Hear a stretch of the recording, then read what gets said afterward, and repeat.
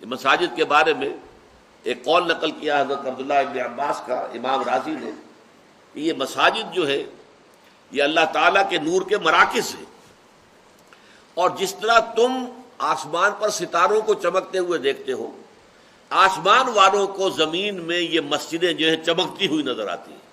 نور ربانی جو ہے در حقیقت جہاں اللہ کی یاد کی جا رہی ہے، نماز پڑھی جا رہی ہے، آسمان والے دیکھتے ہیں زمین کو تو وہاں یہ مسجدیں ستاروں کے مانند چمکتی ہوئی نظر آتی ہیں۔ فی بیوت اذن اللہ ان ترفع، انہیں بلند کیا جائے۔ مسجدوں کے بارے میں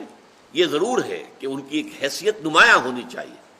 بہت زیادہ تکلف تو نہیں ہے جو بھی ہمارے ہاں آج کل ہو رہا ہے، تصنع اور تکلف اور آرائشیں، یہ نہیں، سادہ، لیکن یہ کہ وہ محسوس ہونا چاہیے جو بھی آبادی ہے اس میں ایک نمایاں مقام معلوم ہو، نمایاں حیثیت نظر آئے۔